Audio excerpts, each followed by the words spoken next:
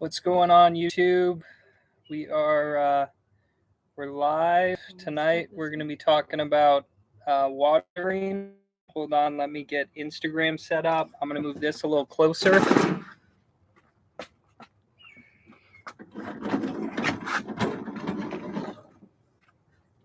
we go. Too close.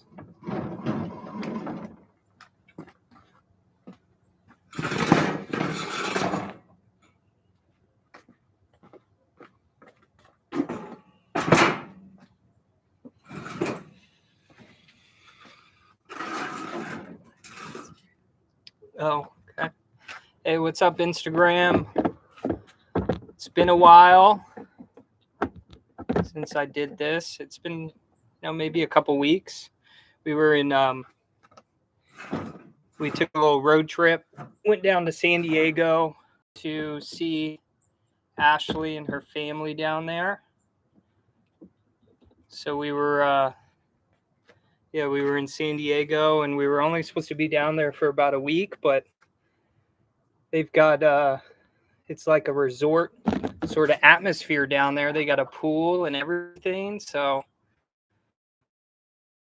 our son had never swam before, so every single day we were out there, we were in the pool having a good time and enjoyed ourselves, and ended up sticking around for a couple extra days. But back in the Bay Area now, and kind of getting back into the loop of things. And that includes doing these lives because I enjoyed doing them, and missed them the last 2 weeks. But tonight, what I wanted to do was just talk about watering. It's starting to get hot. Plants need water to grow. So I figured tonight we talk about watering and talk about, the do's and the don'ts, the tips and the tricks, and stuff we do around our garden to conserve water, and stuff that we put in our garden beds that absorb. I was trying to add TikTok to the live, so I was going to do 3 because we're on TikTok now. So we've been on TikTok since like the beginning of the year. We've been on it for a while, but never really were active until just kind of the beginning of the year. What am I drinking? We are Phi. What's going on, man? Good to see you on here. This is a lemon water with some honey in it. That's kind of our go-to. Every once in a while, we'll have some put some cranberries in there. Have some cranberry water, but or some thyme. That's good in it as well. Yeah, what do you guys think about Anthony's upcoming podcast? And for those of you that don't follow the medical medium, you should start following the medical medium. He's got great information on eating healthy and curing disease. So if you don't know who medical medium is, go give him a follow. But this week he was on his TikTok live. He was talking about a new podcast that he's going to be releasing, I think, next week. I don't know if it's for sure or not, but it sounded like it was going to be about aliens. No, not next week. Oh, it's in the works. It's in the works, but that's going to be a good one. We've been waiting. We've been listening to his most recent one. But if anybody remembers the first podcast series he did, there was some juicy information there, some information that made people upset, and we've been kind of waiting for that juicy information to come out. So yeah, we're excited for it. All right, well, and feel free to ask questions. So as I'm going through this stuff, and before I get started, the reason I couldn't get on TikTok and do the live is I need 1,000 followers, and we're at 980 followers. So if you don't follow us on TikTok, go over to TikTok and follow us. Our username is the same username we use for everything. It's just that Root Life. So go find us on TikTok, add us, so then next week I can add TikTok to the lives. Cool. So watering, why is watering important, right? Well, if you don't water your plants are going to die. And unfortunately, this is like a big mistake a lot of gardeners do. I'm one that has done this many times where I've planted something somewhere and I've let 3 days pass, 4 days pass, and just forgot to water it. And then I come back and the leaves are curled up and they're yellow and the plant is just looking unhealthy. So uh, typically that's caused by lack of water. And then that stresses the roots out on the plant. And then the plant has a harder time recovering from that, right? So water is a very important thing. And a lot of people, you'll hear them say, well, I don't have a green thumb, I have a brown thumb because I kill everything. Well, the reason that most people kill stuff is because of lack of water. So water is like a super important thing. All our edibles, all our veggies, our herbs, our fruits, all that stuff needs water. And the water is going to help maximize the flavor. It's going to give the food nutrition, and it's going to create a bigger yield. Yeah, right. Brown thumb, right? But I hear it all the time. I have a brown thumb. I can't grow anything. So by the end of this, hopefully you'll have that brown thumb turn green. Um, yeah. So it's important. The watering is important. It's also important to just observe your plants, right? So when you're out in the garden, observe how the plants respond to water, right? So you water a plant and then you go look at that plant the next day. What does the soil look like on that bed? Is it still wet? Have the plants, has that wetness been absorbed? Stick your finger in the soil, stick your finger down 2 inches and just feel, is it wet? Is my finger dry? And that's going to tell you if you need more water, right? Summer watering is very different than winter watering because during the winter, you're getting these spurts of rain, which then is going to keep your plants going all winter long. Where during the summer months, you're getting a heck of a lot more water because it's hot out all the time. At least here it is. I don't know where everybody's at, but depending on where you are, you could be getting a lot of this heat and that you're going to end up having to use more water. And here we're in a city, so city water is very much more different than the water we were using when we were up farming up near the Oregon border.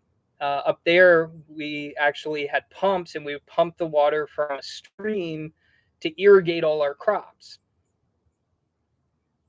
So we got someone from Australia to heal from within. Welcome from Australia. Austria. Yeah. Yeah, super cold there. Yeah. Kimberly. Hey, Kimberly from California. We're in California. We're over in the Bay Area. So yeah, so if you're in the city, right? Like we're in the city, we have city water, but when we farmed up north, we were using stream water. Well, which water is going to be better for you, right? Is it going to be the water that you're getting from the city that contains toxic fluoride, contains aluminum oxide, which is aluminum byproduct, contains chlorine? Is that water going to be better for your plants, or is water from like a well or a stream, right?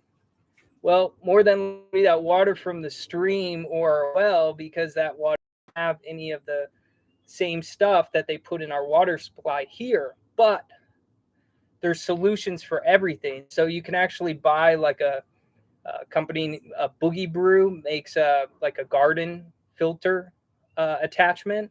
You screw it into your garden hose, and then it actually will pull out a lot of those toxins. So those toxins don't end up affecting your plant growth. So look it up. It's Boogie Blue water filter plus. You want to get the plus one because that filters more contaminants out. But nevertheless, the soil, the soil is going to be affected by that. All the microbes that live under the soil are going to be affected by the water. So we want to put good, healthy water on our plants to grow. But living in the city, it can be also expensive, right? So what are some ways that we might be able to save some money on watering, right? So we'll discuss some of that as we get further along here. So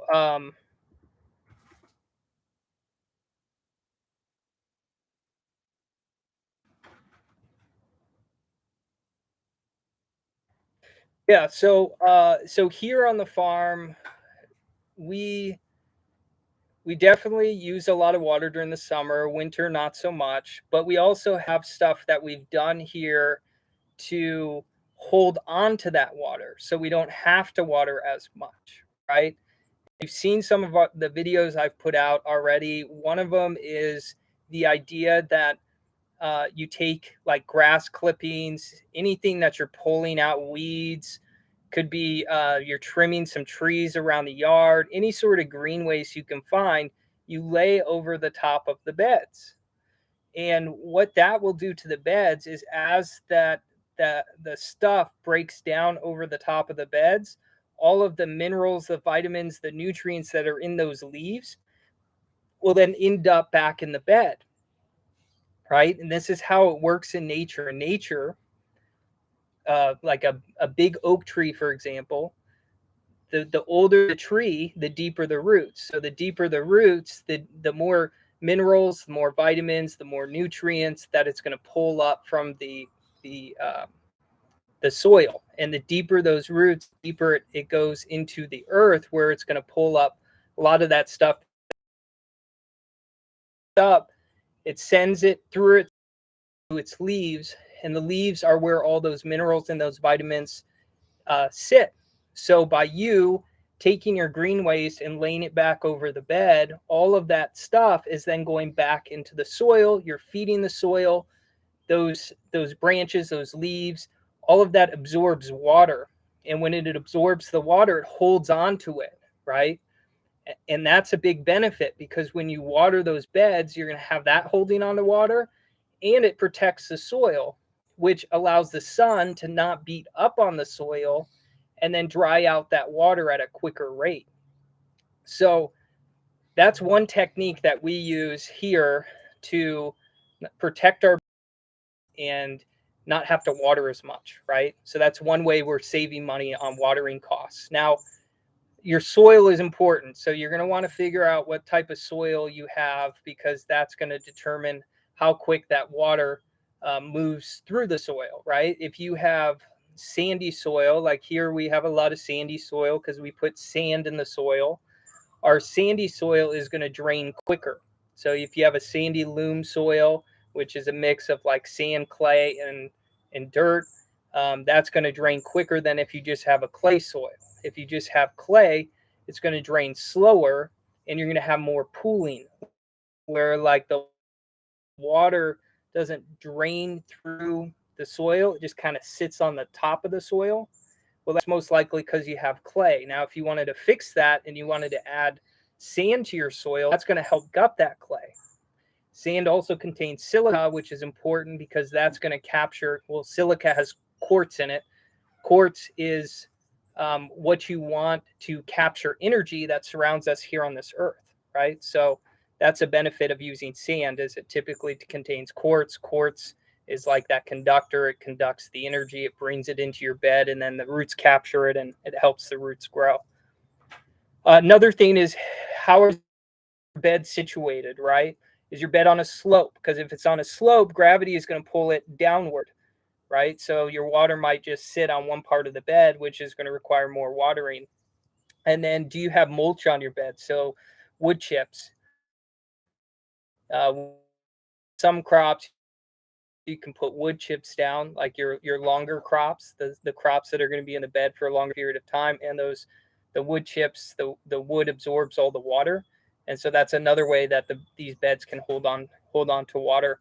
Another thing we did here when we do our beds is we in our walkways build out swales, what swales are is they're like these. You basically dig down, like you could do 6 inches, you could dig down a foot. What we do is dig out our walkways, and then after we dig out our walkways, we'll we'll fill those walkways with wood chips. So when we do get rains or we do water our beds, a lot of that water sits in the walkways, and that's a way to hold on to water in the walkways. And then the water just gets absorbed into that bed. So as the roots go deeper and deeper into the ground, roots now will find that water that's kind of sitting in the walkways. Now, the wood chips will break down. When the wood chips break down, you then take the what was in your walkways and throw them on your beds. It's like composting walkways. So as you walk on those walkways, you're helping break everything down. The water will help break everything down, and within like 2.5 years, you'll just take that walkway, throw it on the bed, and you've got free soil. You do it all over again. You throw more wood chips in the walkways, and then just kind of continue that process. So that's what a swale is. Um, and then there's hygge culture, which I did a video on this. It was called Saving on Soil. It was called Saving on Soil, and what the sticks and the stems and all that stuff down here is breaking down. But what it's also doing is it's holding on to water. It's like a sponge. So all those logs at the bottom, all those stems, the leaves, all of that will hold on to the water. Well, what is that going to do? You're not going to have to water the bed as much because you're constantly having that sponge in the bottom kind of holding onto that water for you.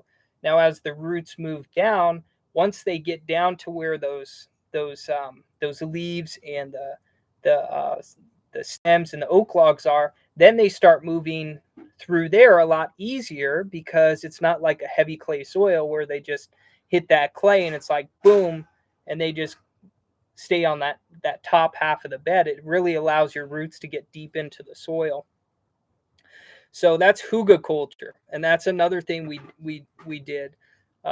When I did all my beds here, I did hygge culture beds. So I laid down wood stems, wood logs, leaves, stuff like that before I actually put my soil on the beds, and all that stuff is still breaking down in the beds, and over time it'll just turn into awesome soil. But that's what all the life under the soil likes to feed off of. So they'll help in breaking all that stuff down.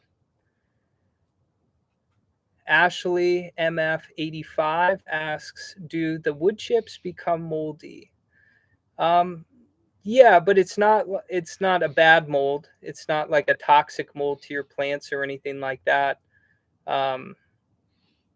So it's not so much that they become moldy. It's they're part when wood chips break down, there's a mycorrhizal fungus that grows on wood chips. It's like when you flip wood chips over, you'll see this like white hairy stuff, and that's what it is. It's not so much of a mold. It's the decaying process of the wood chips, and they call that mycorrhizal fungal, which is what we actually want in the soil, because that's going to help everything underneath the soil grow. The roots of your plants feed off of that beneficial fungus.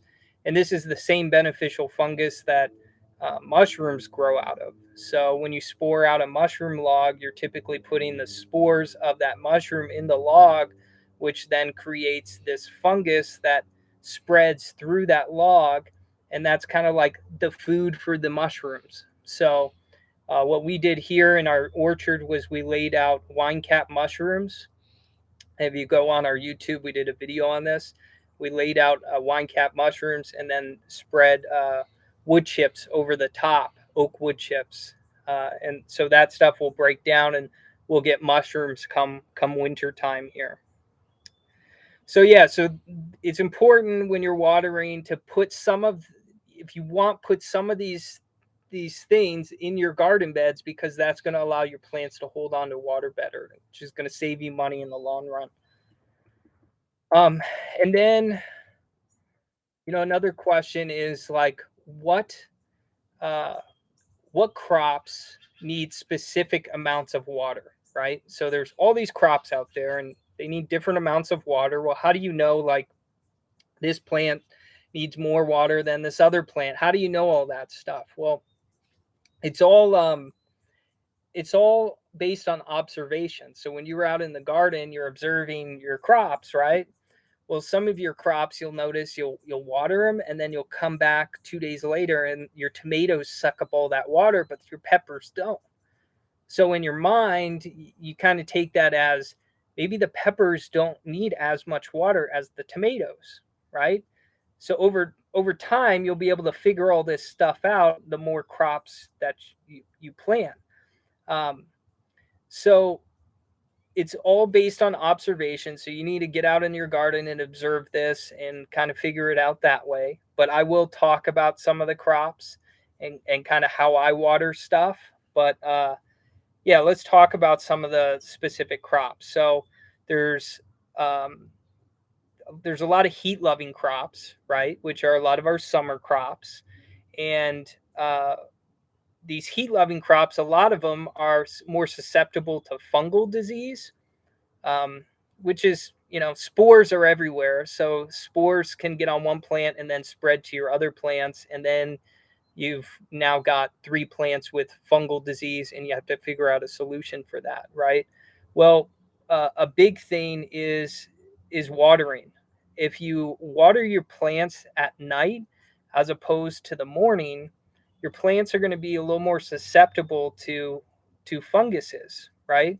If you water your plants in the morning and water gets on the leaves, by the afternoon, if it's sunny out, that water is then going to be off the leaves because the sun has dried out those leaves. So when I water a lot of my heat loving crops, I do it in the morning time as opposed to the evening time. So that's tip number 1. Don't water in the evening, especially plants that are more susceptible to funguses. So it could be like tomatoes or cucumbers or squashes, peppers, eggplants, tomatillos, beans. These are some of the crops that could be susceptible to disease. A lot of times the funguses come on later in the season and it's like powdery mildew and stuff like that, which you can nip that in the bud if you catch it quick enough. But a big reason the fungal diseases come on quicker than later is the way you water. So definitely water in the morning time as opposed to the evening time. When you water your plants in the early morning, the soil turns a darker color, right? And what happens with it being the sun out and the soil is now a darker color, it's going to absorb more of that heat. So that's another benefit to watering in the morning is you're watering and that's actually allowing the heat to absorb better into those beds. It's then heating up that water that you just sprayed in your beds and now heating up the soil, which is then going to allow your plants to grow even better. Hey, Jackie. So that's another tip is you want to, get that soil nice and wet in the morning and it'll help bring in some of that heat. And then we talked about the fungus stuff. So, make sure that you're watering in the morning instead of the evening. And there's also plants that prefer cooler temperatures. And those plants mainly are going to be like your leafy greens, lettuce, spinach, chards, brassicas, stuff like that. Those are some of the plants that actually like the cool weather. And I try to water these plants in the evening because they're not as susceptible to funguses and stuff like that. So a lot of my greens, especially during the heat of the summer, I'll actually water them twice a day on really, really hot days. Trick to growing successful greens during the summer months is keeping the plant cooled off, because the minute it gets hot, that plant um, now starts to bolt, meaning it starts to go to seed. So when it feels that hot weather, it's kind of like it's in the in the DNA of the plant is now saying, okay, it's time to go to seed. It's, the summertime. I'm not supposed to grow during the summertime, so I'm going to go to seed, and I'm going to repopulate and produce a bunch of seeds and drop them in the ground for the next season or the next rain or the fall. So another important thing about watering is water your greens in the afternoon. They actually like it in the afternoon, where a lot of those other plants, they prefer it in the morning time. So that's going to, cool the soil, right? Because going into the evening, you want cool soil, where if you do it in the morning, that soil is going to heat up. So if you do it in the evening, because it's these leafy greens, they like the cool soil. So the soil being wet going into the evening is that cool sort of nice environment for them. It's going to prevent bolting, and it's going to prevent heat stressed roots, which is why most of these plants bolt in the first place. They deal with the heat, and when they deal with that heat, it kind of like tells them in the roots, okay, time to go to seed. And then what I use for my irrigation, I put a video out on YouTube this week, and it was about my overhead irrigation, and that's what I've been using here. I typically use overhead irrigation. I'll turn it on in the morning. For leafy greens, I'll turn it on for the leafy greens in the evening time. An important thing, if you're going to set up overhead irrigation, try to, group the crops together that are going to work best for watering. So if you're watering a lot of the tomatoes and the peppers and the squashes and stuff like that, block them together so that they're just getting that water in the morning and it's not really affecting the leafy greens as much. So just kind of separate when you're designing your beds and figuring out what to plant stuff based on watering patterns and how you're gonna water everything. So there's overhead irrigation, and then there's drip irrigation, and those are really the and there's a third one. It's called hand watering, and it sucks. Trust me, it sucks. We had when we farmed up at the property, we hand watered everything for the whole season. We hand watered half an acre.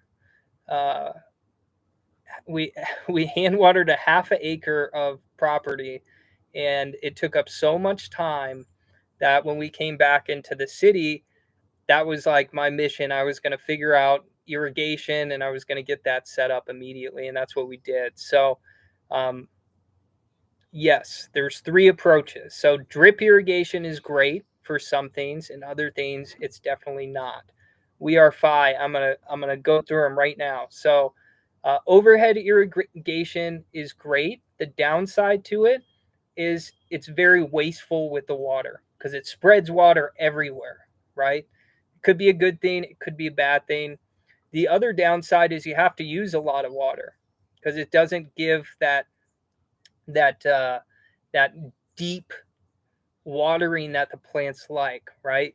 You really want to soak your plants because the farther down the water goes, the deeper those roots are going to go, and the deeper the roots, the more minerals and vitamins and nutrients that they're going to pull up that aren't available on the topsoil, that top layer. So we do want those plants to be soaked, meaning if you're using overhead irrigation, that irrigation is going to be on for a good amount of time because you really want to soak those plants, okay, and soak that soil.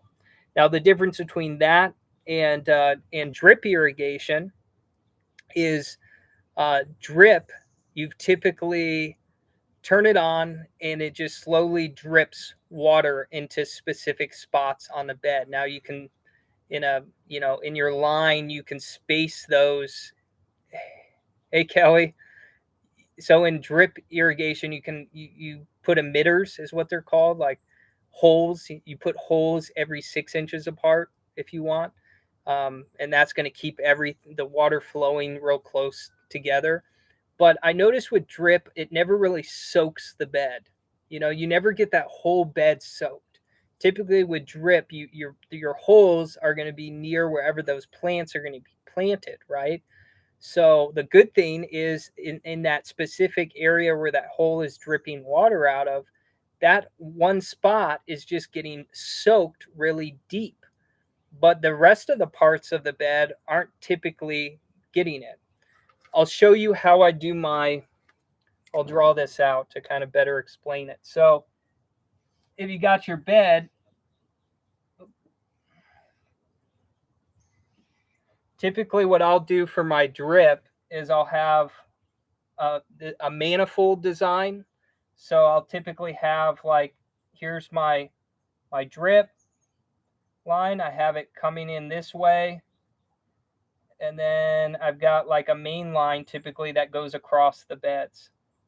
So here's my main line, then comes into this manifold here. And then from the manifold, I've got 4 drip lines going down. And then I have another manifold on the other side. Okay. And then I'll pop a hole. I'll pop a hole in these emitters every 6 inches. And you try to do it so it's kind of off center. So you're really trying to soak as much of the bed as you can. Now this is just dependent on crops, but this is kind of what I do for all my leafy greens. Leafy greens, I'll put 4 emitters across.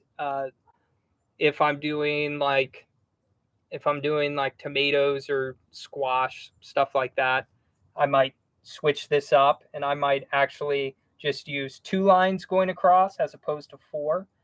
But it does a good job soaking the bed. It just, when you're trying to direct seed crops, which is a lot of what I do because I'm growing a ton of leafy greens. So when you're growing leafy greens, you have to direct sow them. So you put them in the soil, you cover the soil, and then you have to keep that soil wet. You have to keep it wet. Otherwise, the seeds aren't going to germinate. And if you have this inconsistency where these holes are just around the area that each plant's going to be planted, that whole bed is not getting soaked. So you're going to have weird germination on your beds. But direct seeding is the way to go because it saves you so much time. So because we direct seed a lot of the stuff, I didn't decide to install a lot of this drip, but I do have some drip installed in the front of the house, and this is how I set it up. But with the beds I have here, I prefer overhead because of what I'm doing. Because I'm growing a lot of leafy greens, and with those leafy greens, I'm direct sowing them, and I just want to make sure that the seeds are getting their proper amount of water so I don't have any problems with germination. Hold on, I'm just adjusting the light here on YouTube. Okay. So, yeah, so I am using overhead because of that. But if you want to save more money, go with drip. And I do have a drip video coming out probably next week. It's going to be how I set up my I did a video with showing how I grow my tomatoes on that shelf. Well, on that shelf, I did a drip irrigation on that shelf. So I'm going to show you how to do like a grow bag, grow pot. So if you're growing in pots or you're growing in grow bags, I'll show you how I set up my irrigation system for that, which I think will be helpful for all of those people out there that don't have a big setup like this and they're just trying to grow. They're just trying to grow on in some bags or something.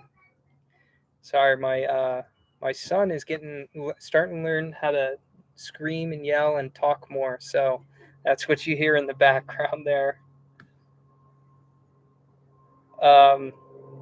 Yeah, so that'd be my recommendations. But message me if you're thinking, oh, I want to try overhead, or maybe you want to try drip, and I can help walk you through how I set up my drip irrigation. There's a guy out there on YouTube. His name is Nature's Always Right, and I met him when we were out in San Diego because my wife lives or used to live out there. Parents still live out there. So when we were out there one time, we went to the farmer's market and we met him and stuff. And he has some really good videos on irrigation, and that's where I learned a lot of my irrigation setup was through him. His name's Nature's Always Right. So you can go check him out.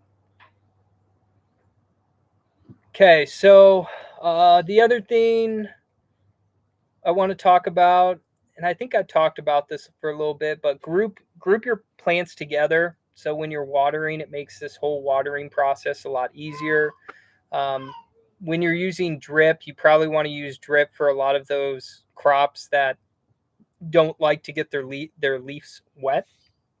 So a lot of people use drip for like tomatoes and peppers and squash, winter squash, summer squash, peppers, eggplant, tomatillos. They'll use drip for that, where overhead is really what a lot of farmers use for leafy greens.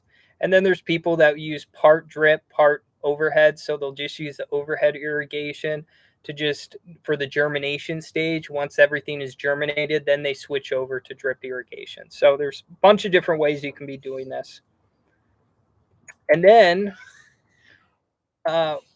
there's hand watering, right? So you don't even have to do irrigation. You could be out in your garden every day and you could be hand watering, which is still okay. You know, if you don't have a ton of plants, hand watering's the way to go. And you get to be out in the garden every day with your plants. You get to talk to them. You get to see what's growing. You get to be there for all of that, which is a good thing, right? Being in your garden and being observant of everything that's going on in your garden is going to make you a better gardener, right? So hand watering is not a bad thing. So with hand watering, I discussed earlier, you really want to water deep, okay? So the deeper the water goes, the deeper those roots are going to go. If you're just watering the top layer of the soil, then those roots are going to be very shallow and they're just going to be on the top part of the soil.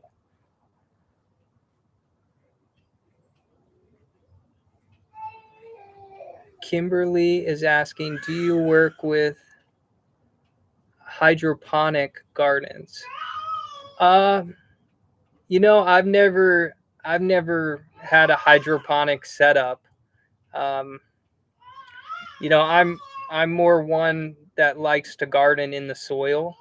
I feel like the plants get more of those minerals and those vitamins and the nutrients in the soil. They get more of that earth energy. We want that earth energy because that's what allows our plants to grow big and strong is from that. A lot of people are growing hydroponically these days. I mean, you see these massive warehouses that people are snagging up, and they're just growing everything hydroponically, which is fine. But you know, what's in the water that you're growing your plants hydroponically, and are you just flowing? Is water just flowing in that's non-filtered? That's just got aluminum oxide and it's got chlorine and fluoride, and then those plants are uptaking that. And then with hydroponic growing, you have to feed your plants nutrients in the liquid form. So you have to take liquid nutrients and feed those to the plants instead of the plants just getting the nutrients from the actual soil itself. But this is the way, like, the future, they're pitching this idea as this is the future of gardening, is hydroponically vertical gardening. That's the way of the future, which I really don't think. I think it's the agenda that they're pushing on us as the future of gardening, but it's not the right way to garden. But you can certainly do it. There was a guy where we farmed up near Oregon, and he grew lettuce hydroponically. And what I noticed with his lettuce is it wouldn't last as long. So we would pull something out of the ground, and the stuff we would pull out of the ground would last a lot longer than his hydroponic lettuce. And that's because when you're growing hydroponically, you're missing a lot of the stuff that a plant in the soil might get. So keep that in mind too, that growing hydroponically is okay, but it's the plant is always going to be lacking something. So yeah, so I haven't really done much hydroponic growing, but that's kind of my opinion. I think that big ag is really pushing for hydroponic farms. They're pushing for hydroponically grown everything. You go to the grocery store, everything is hydroponically grown. You get lettuce that's hydroponically grown. You get a lot of the strawberries you get are hydroponically grown, and the strawberries you get in the grocery store that are grown hydroponically taste like water. It doesn't have that sweet flavor that something out of the soil does. So, but yeah, I think I read something that like Bill Gates and a lot of those guys, like the elite, are making a big push into hydroponic everything. So, um, but yeah, back to hand watering. Oh, I got a question here. So, hell yes and no. That's a cool name. Do you have a favorite hose and sprayer, and even setting on a sprayer? Sometimes I worry I'm hurting the plants. Yeah, I usually will set it in sprinkler mode, that which is on most hoses, and then I grow with like one of those big hoses. So rather than just using like a little spray one like that, I get the one that has the extender on it.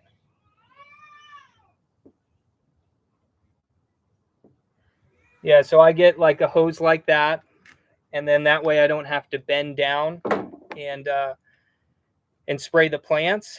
You can just hold that at the base of your plant, and then when I'm watering, I always do one soak, and then I'll move to the next plant, and I'll do a soak there, and then I'll go back to the previous plant and do a secondary soak, because you really want the water to soak in. So um, I would go with something like this, and you can pretty much get that anywhere. And the setting is just a sprinkler setting. That's kind of what I use. Now, as the plants grow and become bigger, then you can kind of get away with using a more high impact setting.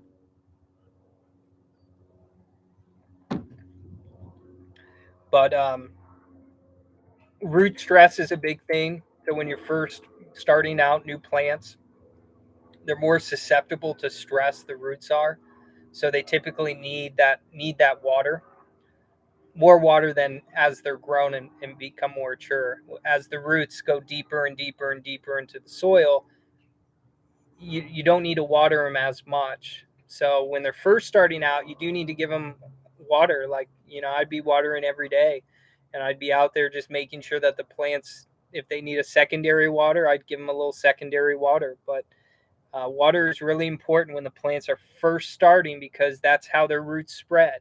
They're looking for water. So if you soak that water, they're going to go deep into the soil looking for water.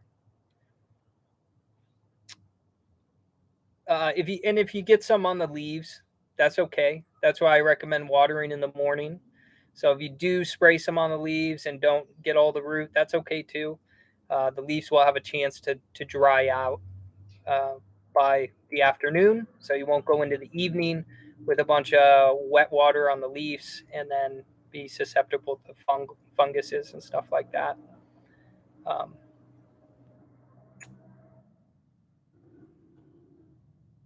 so yeah, so you really want to make sure you're watering properly. It's I hear stories all the time from people. Why did my plants die? And then I ask them, how often were you watering them? And you'd hear, well, I watered them about 3 days ago. Well, you're stressing those plants out. Let them get going first, and then you can move to 3 days. But when they're first starting out, they can't. You got to get them in the ground. You got to keep them wet.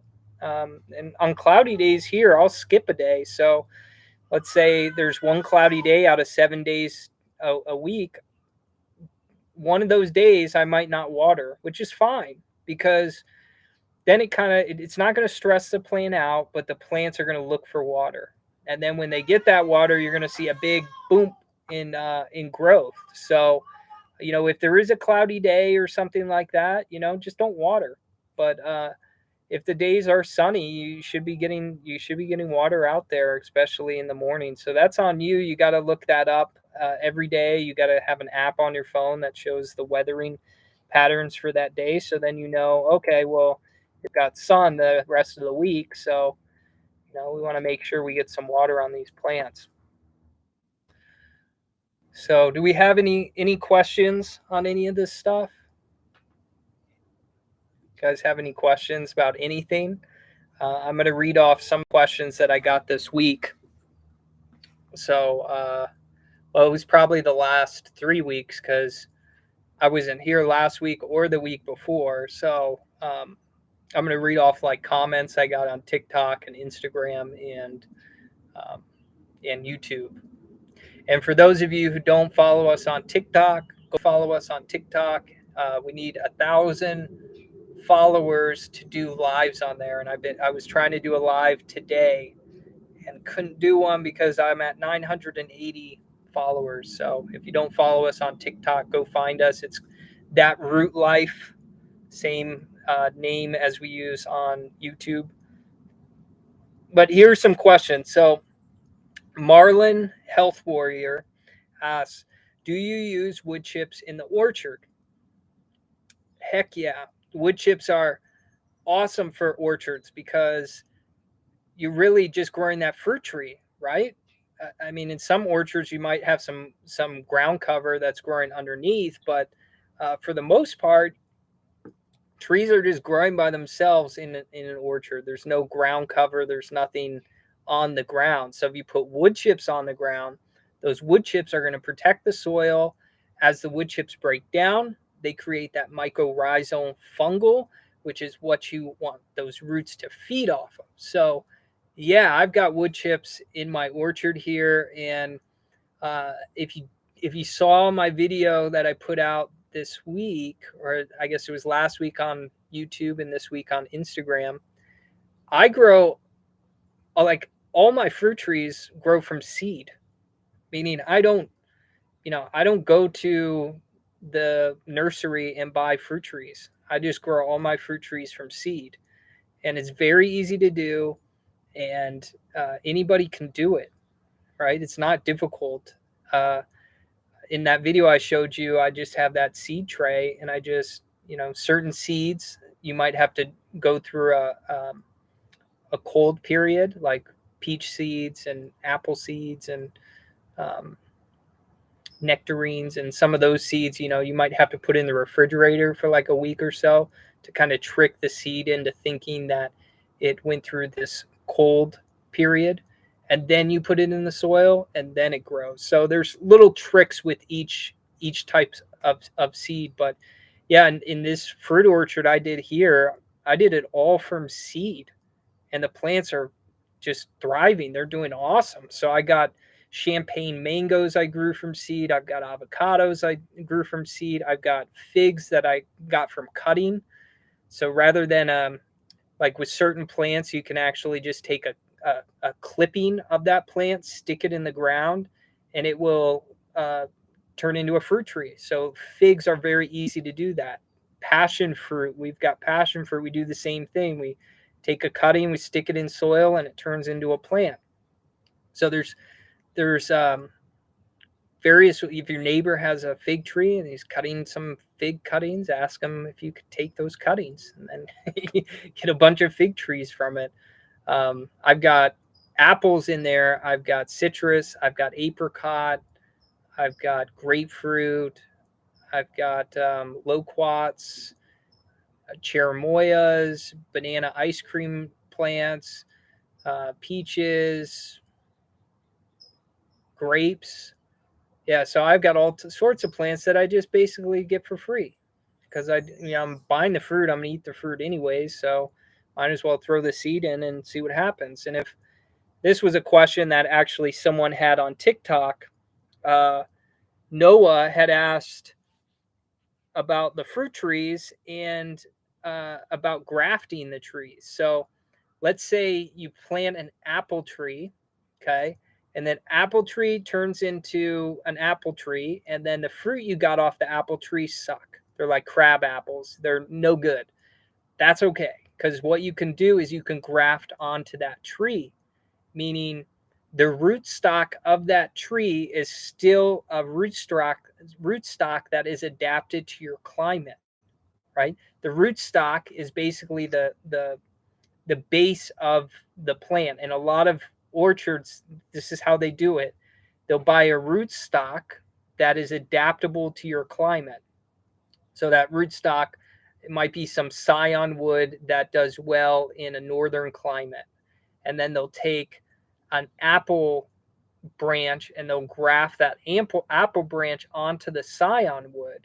And now that apple is going to have more success in your area because of the scion wood that it is grafted onto. So this is, and Anthony talks about this. This has been done for thousands and thousands of years. So there's nothing wrong with grafting. So if you plant a fruit tree and it doesn't turn out the way you want it, just graft what you want onto that tree, and you still have great scion wood in the ground that is adaptable to your climate. Now, if you're going to do this, go to your local farmer's market and get your fruit there, because that fruit that you're getting is adapted to your climate. So you're going to have more success with fruit than getting some fruit from Mexico and doing it that way, where you get some fruit that might be radiated, because in Mexico and Hawaii and in other countries, when they ship fruit in, it typically gets radiated, meaning they put it through radiation, which can affect the seed, and it definitely affects the food. You're eating that stuff and it's been through like a microwave, so you're getting some radiation there. So yeah, save your seeds and grow some fruit trees and see what happens, because there's no harm in trying, right? If it turns into an apple that is awesome and you never tasted something like that before, then it's your own apple tree. You own that tree now, so you can call it whatever apple you want. So I can call it the Ben apple if I wanted to, right? Or the Root Life apple. I can call it whatever I want because it's my apple tree. And that's a pretty cool thing, right? Because when the bees are pollinating apple trees, they might go to a Red Delicious and a Golden Delicious, and you have now an apple that has been crossed, right? Because that bee went to the Red Delicious and the Golden Delicious, and that pollen got crossed. So now the genetics or whatever comes of that apple could be something super interesting. It could be something awesome. You really never know. So yeah, save your seeds and grow some fruit trees. Okay, and then we got a question from Liv Tove, and this was in regards to the soil saver reel. So if you haven't seen that video, it's where I put the logs in the raised bed. And her question was, will the logs rot under the soil? And then I have another question from Emily Jean Montjoy, and she asked, do the logs mess with the roots? And she was asking the question in regards to the same soil saver reel. So I'm going to answer both these questions in one. Do the logs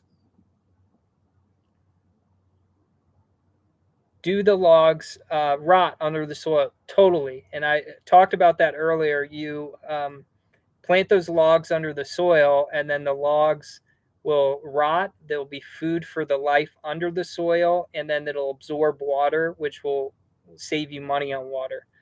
Then for Emily's question, do the logs mess with the root? The logs are awesome for the roots, because now the roots have places to move around. So when they get deep enough down there, those roots can really spread and having the leaves and the logs underneath there allows those roots to spread better. And then, Turn Up with Kelly asked a question: should I apply Epsom salt to cucumbers as well?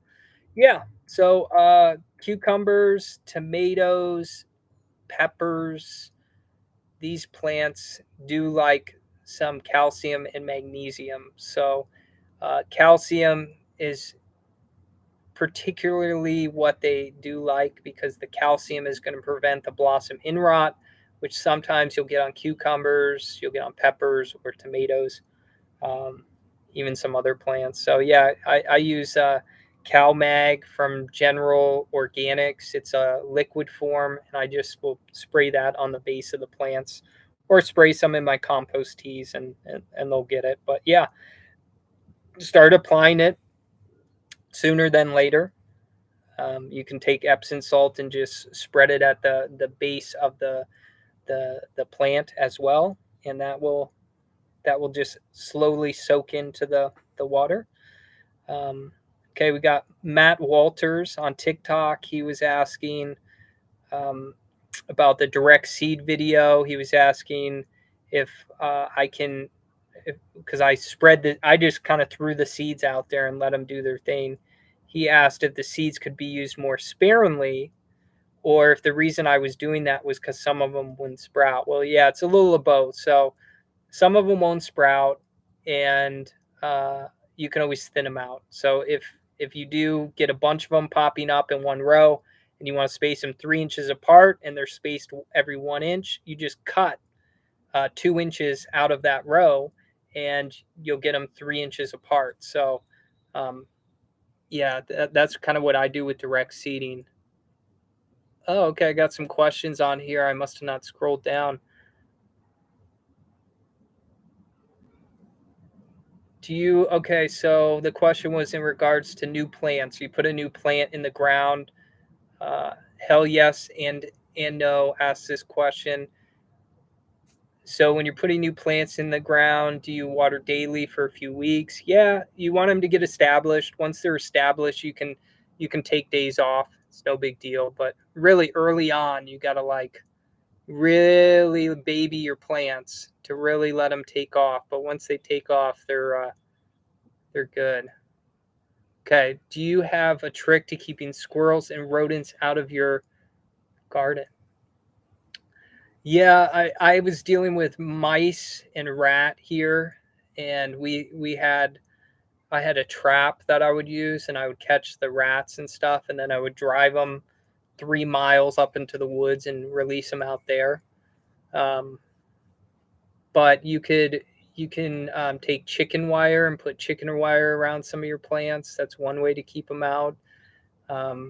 You could put a food source for them, so you could take some sunflower seeds and put them somewhere away from wherever it is that you don't want them to be. You can do that with birds too. You set up like a bird feeder away from the garden, and then the birds now know to go over there. You can use shiny things, sometimes shiny things that reflect their own image. It'll kind of scare them. You can buy these little, they're like these. Actually, I have one here. So you can buy stuff like this, and they come up to try to eat something, and they see this, and that scares them, and then they kind of run off. So those are a couple ideas. I never really have problem with the squirrels too much. It's always the mice. All right, we are Phi. Have you ever tried using low pH water as a pesticide? Or have you tried using ionizers to ionize your water? If so, what effects do you notice? I don't use any ionizers. Anthony has talked about the ionizers with the metal plates in them. So I'm just a little hesitant on that. We have a Berkey. That's what we use, and I'll use Berkey water for a lot of my microgreens, and I notice they do grow a lot better. But here I have one of those Boogie Brew water filters, and that seems to do the trick. I have noticed that my plants seem to respond better to that than what they had going on before. But yeah, I've never experimented with ionizers and to ionize your water or anything like that. Now, um, a lot of the gardening stuff that I'm into is stuff that not a lot of people talk about, or stuff that like Rudolf Steiner, for example. Rudolf Steiner came out with the biodynamic gardening book. So I'm into like the biodynamic techniques and what he uses. And then there's this stuff called electroculture, which is pretty interesting. I'm just starting to kind of get into that and learn more about that. But it's big on like you could fill like a cone. You could fill like a cone like this, put a little pyramid thing on top, fill this with like quartz, and then you can drop different drops into this, and it like amplifies the strength of that smell. And with bugs, how bugs work is they actually have antennas, and those antennas, they sense frequency, and that's how they know certain plants are weaker than other plants. The plants give off frequency as well, so that's why a lot of plants have, or insects have, these antennas, because they're sensing frequency around them. That's also how they know if predators are coming and stuff like that. So um, electroculture, a lot of that is about the energy that surrounds us here on this earth, and how to harness that energy and get it in our garden beds to grow bigger crops and have higher yields. It's called electroculture, and I'm just starting to learn more and more about it. So I don't know a whole lot about it, just from what I've kind of seen online, but I think I'm going to start experimenting with certain things in coming months.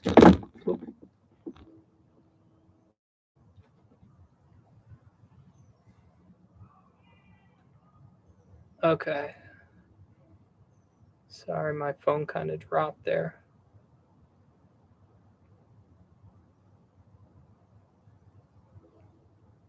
Just trying to read through some of these questions. Yeah, the Berkey filter, we are fi. Check out the Berkey filter. Blessed by a Bee.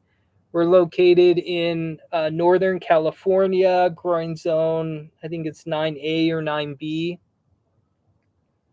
Our last frost was like, I had some tomatoes in March. Yep, the fruit gets radiated. We are fi. Filter is the Berkey.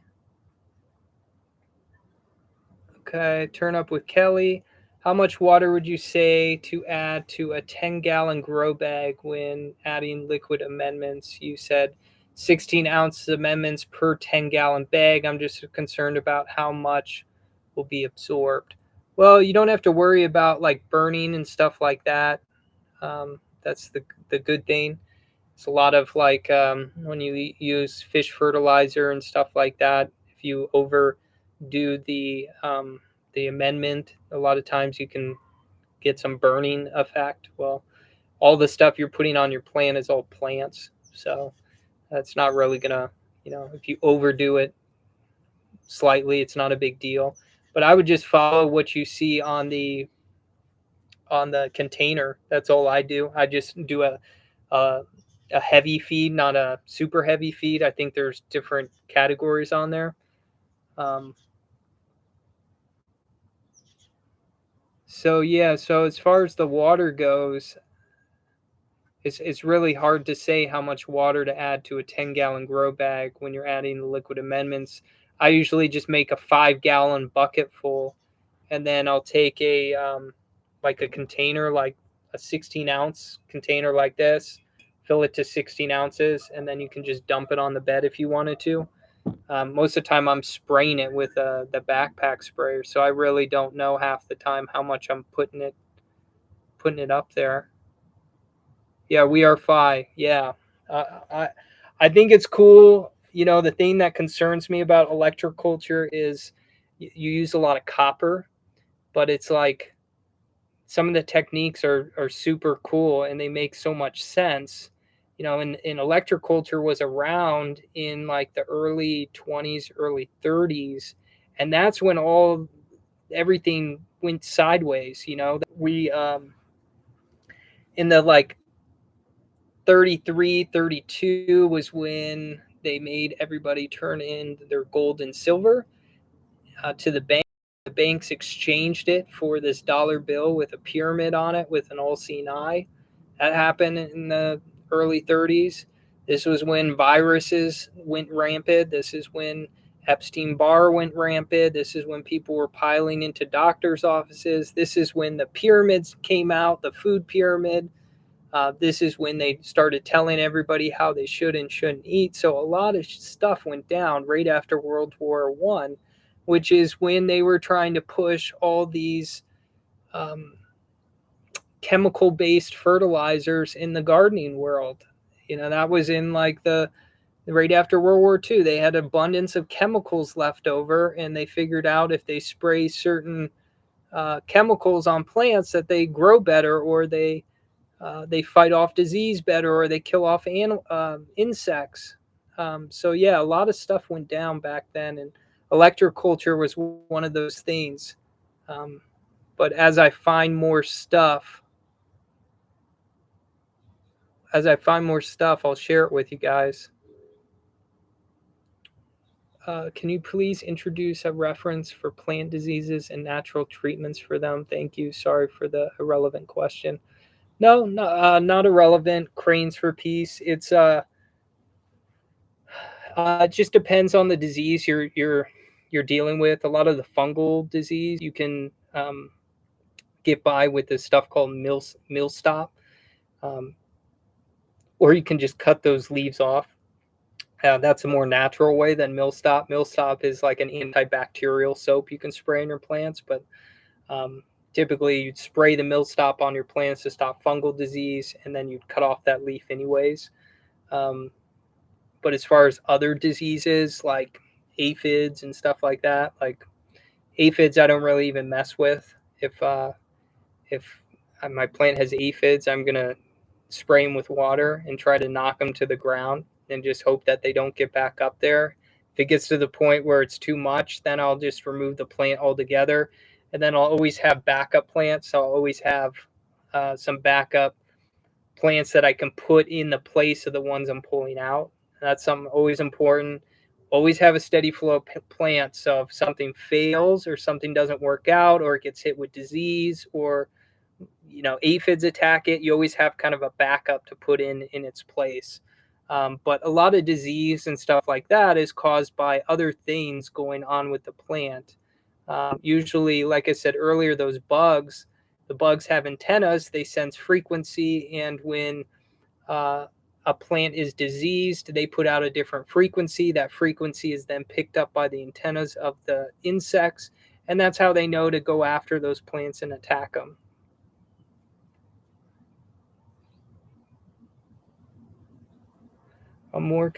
Turn up with Kelly. I'm more concerned about how much will drain out when adding water in amendments. Well, the stuff will get absorbed. Hold on one sec. The stuff.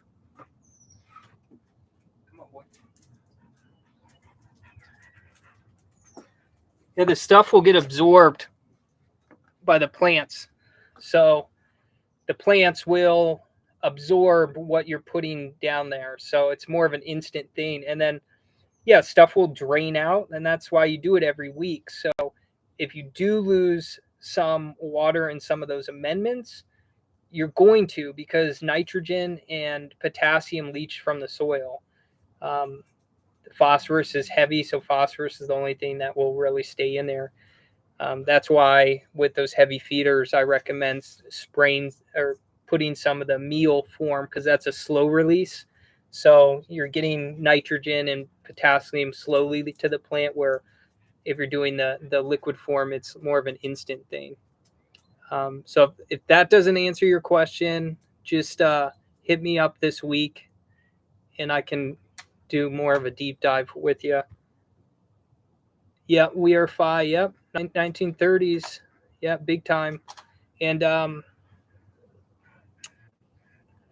Yeah, there's a lot of stuff that went on in the 30s. I'm not gonna. I'll go on another rant here, so I'm not gonna go into too much more on that. But yeah, a lot of stuff went on in the 30s. How can I self-pollinate my tomatoes? Not sure if they're coming up to my second floor balcony. Well, you know what you could do is, to get some bees up there.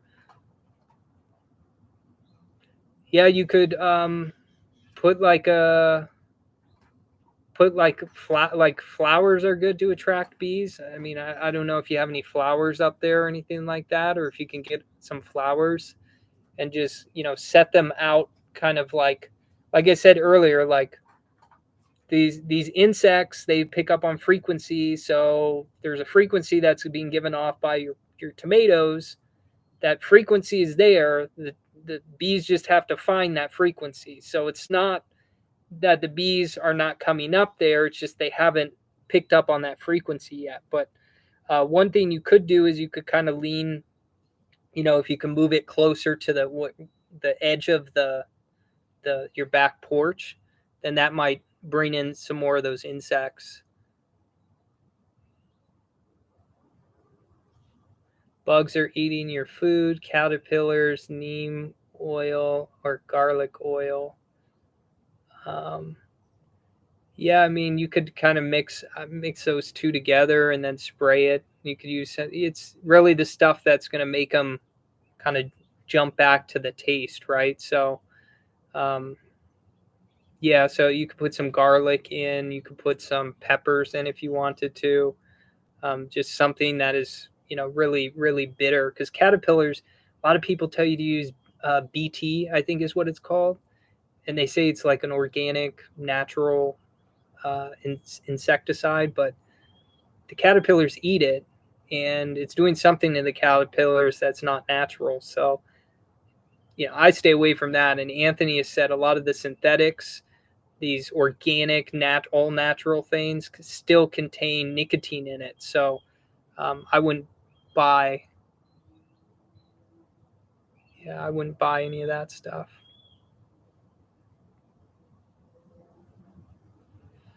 Okay, cranes for peace. So, do you think we should avoid, for example, leafy greens that have been attacked by insects? Like, not, are you asking like not eat those greens? It depends on the insects. Like, you can wash most of the insects out off, even with aphids. Aphids might be all over your plant, but you can wash the aphids off the plant, and when you wash them off the plant, you can still eat the plant. So, if it's just like a caterpillar that has eaten some of your brassicas or something like that, just get the caterpillar off. You can still eat the plant. There's nothing toxic on that plant. Remember what Anthony says about plants, right? Like, insects have a lot of B12. So, you eat a bug here and there, you're getting yourself some B12. It's not not a bad thing. Blessed by a bee, yeah, 1937. It was a big year. I think, I still think the biggest part about what went on back then was them taking all the gold from people. Basically, made all the people turn in their gold to the banks, gold and silver, and then they said, "Okay, here's, we'll exchange it for money. Here's your money." And this is the first time people started getting cash that had this pyramid on the top with the all-seeing eye. Like, what the heck's this? But that's really when the illuminated ones really started to get a grip on what was on the population. Okay, so turn up with Kelly. You got some stuff going. Okay, cranes for peace. Yes, not eating them. They're just weaker or diseased plants, right? Yeah, but they're not. Um, we'll put them in like the bottom leaves usually are the weakest leaves, because as a plant grows, the bottom leaves usually are the ones that yellow first. So with the bottom leaves, um, even though they're yellowing, they still have some minerals and the vitamins in it. So it's not a bad thing. It's not like throw that stuff out, throw it in a smoothie or something like that. There's still a lot of value in crops like that. So I wouldn't necessarily throw them out.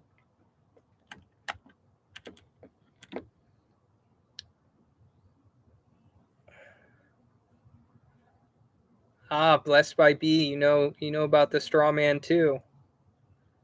Yep, it's all about the birth certificate, right? Yeah. Yeah, the digital stuff, that'll happen eventually, but it's nothing to.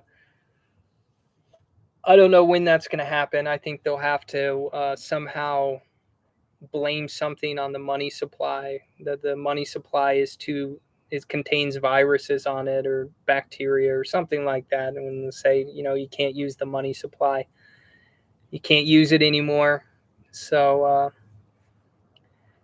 yeah, blessed by a B. Yep, it's all about the bond that's created. They create the bond at birth, and that's what enrolls you in the the system, right? Yeah. But I'm glad to hear that more people are aware of that information, because I don't think a lot of people knew about this sort of stuff years back. All right, I got some questions down on YouTube from Austin Rogers. Any thoughts on cucumber beetles and how you get them gone naturally? Well, I'd say like,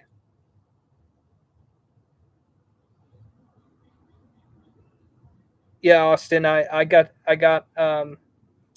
you here. So cucumber beetles, with cucumber beetles, they're a little tricky. They do consume what you have on your plants, right? So you could make up like a concoction. So if they do eat the plants, it's bitter, or if it's got garlic or pepper on it or something like that, then they would hopefully stay away from the plant. But you can pick them off. That would take a lot of time. You could water them off, but um, there's no real. I don't really deal with a lot of cucumber beetles here where we're at, so I can't really give you like a foolproof plan on that. But it's a good question, and if you I can reach out to some of my farmer friends and see if they've come across cucumber beetles, and then get back to you on that. If you send me a direct message on Instagram or TikTok, I can get back to you on that.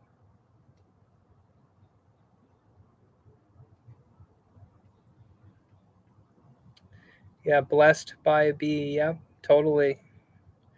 Yeah, it's important. It's just hard to share information like that. When you're learning about what goes on with the birth certificate, it's hard to share that information, because you never know who out there is watching, and like what might come from it. So um, yeah, so I'm aware of all that stuff, and we've got trust set up and stuff like that. So we feel as if we're protected, but it's for us. It's really all about our family, and protecting our son, and just want to make sure that he grows up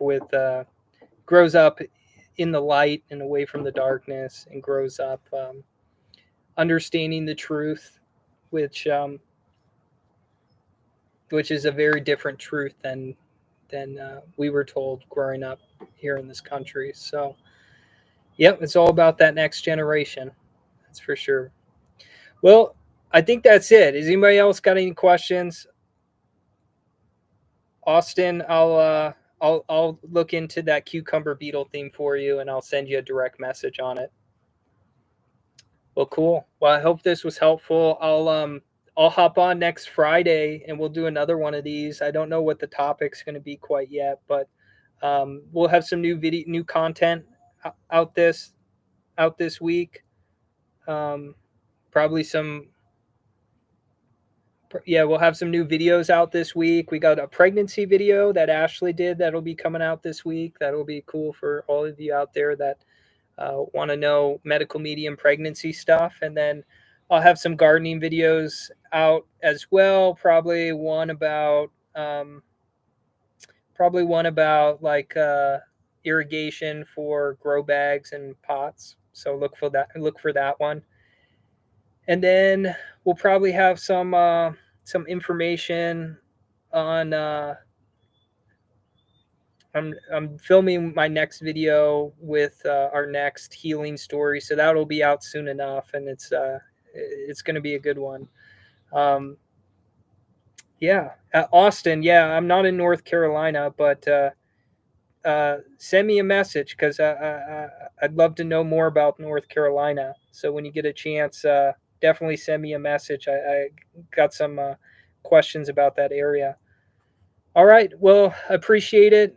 Thanks for everybody for hopping on. I'll catch everybody next Friday. All right. See ya.